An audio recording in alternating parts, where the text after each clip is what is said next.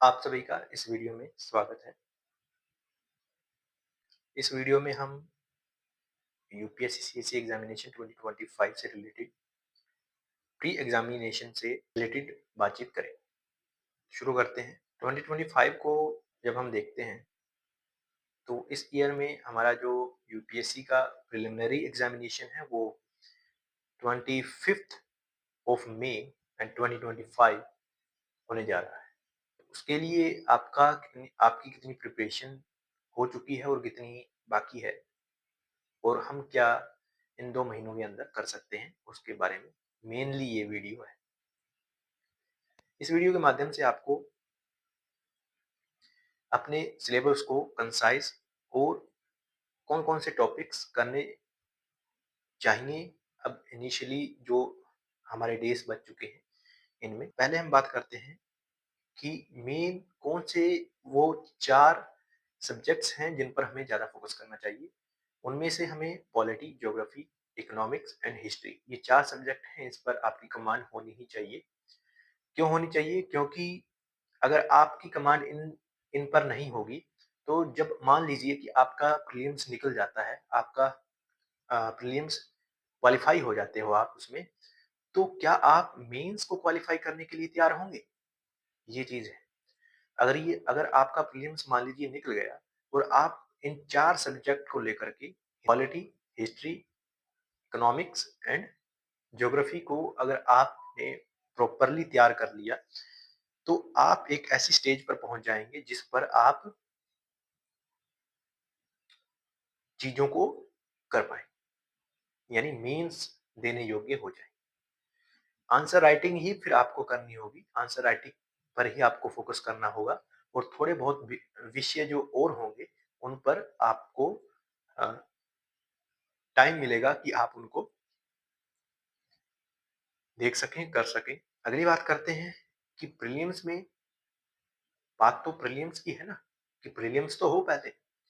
तो प्रीलिम्स होने के लिए आपको ये 4 सब्जेक्ट मैंने बता दिए। ये आपके जीएस पेपर 1 के लिए। पेपर 1 जो होता है, जो पहला पार्ट होता है पेपर 1, उसमें उसके अकॉर्डिंग आपकी कट ऑफ निकलती है। तो कट ऑफ क्लियर करने के लिए आपको इन 4 सब्जेक्टों पर कमांड होनी चाहिए।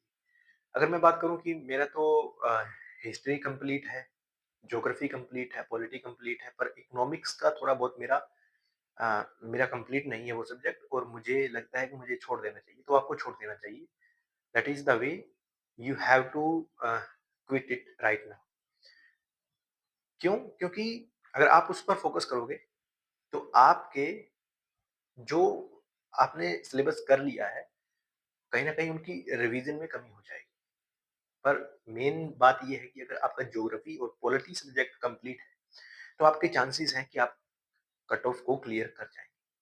और इस जो प्रीलिम्स एग्जामिनेशन है, इसको आपने सिर्फ़ और सिर्फ़ क्वालीफाई ही करना है। ये मान लीजिए कि हमें कट ऑफ पार करनी है और इसके अलावा और कुछ नहीं करना। आप ये मान के चलिए कि मुझे यूपीएससी, सीएससी जो एग्ज़ाम है, उसकी कट ऑफ क्लियर करनी है और कुछ नहीं करना। उसके बाद जो मेंस होगा, उसमें मैंने आंसर राइटिंग करनी है। मेन चीज़ वो है। मेंस का मतलब मेन चीज़ वो है। अब बात आती है कि आपने 3 सब्जेक्ट या 2 सब्जेक्ट आपके पक्के हैं, तो उनको पक्के कर लीजिए, उनकी रिवीज़न कीजिए। ये बात हो गई। उसके बाद आप सीसैट पर फ़ोकस कीजिए। सीसैट को मैं क्यों कह रहा हूँ कि उस पर फ़ोकस कीजिए, क्योंकि अ अ, it is very important for you because if you will not be able to qualify that exam, then you will not be able to write the mains examination in the upcoming days. This is important for you. अगर आप उसको नहीं कर पाएँगे, अगर आपने qualify ही नहीं किया सीसैट, तो आपका जो प्रीलिम्स का जीएस जो पेपर 1 है, जीएस का, वो चेक ही नहीं होगा। अगर वो चेक ही नहीं होगा, तो आपकी कट ऑफ कैसे निकलेगी? कट ऑफ ही नहीं निकलेगी, तो आप मेंस के लिए तो एलिजिबल होंगे ही नहीं। तो मेन चीज़ यही है। आपको सिर्फ़ यही करना है, आपके जो सब्जेक्ट्स कंप्लीट हैं और उनकी आपने रिवीज़न कर ली है, उनको फिर से रिवाइज़ कीजिए, उसके प्रीवियस ईयर क्वेश्चन्स लगाइए और साथ ही जो सीसैट है उस पर फ़ोकस कीजिए, क्योंकि ये 2 चीज़ें हैं। इसमें सिर्फ़ आपको ये प्रदर्शन ही आपको नहीं दिखाना, आपको ये साबित नहीं करना कि मेरे इतने मार्क्स आएँगे या मैंने सब कुछ कर लिया, ये कर लिया, वो कर लिया, वो अलग चीज़ है। आपको सिर्फ़ और सिर्फ़ उसके क्वालीफ़ाई करना है, यानी दूसरे मेंस के लिए एलिजिबल होना है, दैट्स इट। 1% हम चांस ये लेके चलते हैं कि मान लो हम प्रीलिम्स क्वालीफ़ाई हो गए, उसके बाद हमने तो कुछ कर नहीं रखा, हमने तो सिर्फ़ 2 ही सब्जेक्ट कर रखे हैं या 3 सब्जेक्ट कर रखे हैं। आगे के लिए क्या? आगे के लिए हम कैसे मेंस लिख पाएँगे? 2 महीने में या 2 महीने का या लगभग 3 महीने का जो टाइम है, उसमें कैसे हम आंसर राइटिंग कर पाएँगे? हमने तो कुछ पढ़ नहीं रखा और सब्जेक्ट आते हैं, तो उनका कैसे लिखेंगे आंसर? तो वो भी होगा। जब आपका प्रीलिम्स क्वालीफाई हो जाएगा तो आपको कहीं न कहीं कॉन्फिडेंस आएगा कि yes, I have qualified preliminary examination so that I will have to do, है ना? मुझे करना ही पड़ेगा। क्यों? क्योंकि मेरा प्रीलिम्स क्वालीफाई हो चुका है, ये चीज़ है। तो आपको कहीं न कहीं वो मोटिवेशन भी वो चीज़ आपको देगी कि हाँ, मेरा प्रीलिम्स एटलीस्ट मेरा प्रीलिम्स तो क्वालीफाई हो चुका है। जहाँ तक मैं द जहाँ तक 6 लाख की भीड़ से बाहर निकल के 10,000 की भीड़ में या 10,000 स्टूडेंट्स में जो प्रिपरेशन को कर रहे हैं, उनके बीच में हूँ। तो ये जो मोटिवेशन है आपको कहीं न कहीं खींचेगा और आप मेंस भी लिखेंगे। देन फिर मान लीजिए 1 एंड हाफ परसेंटाइल एक मान के चलते हैं कि आपका मेंस भी नहीं होता।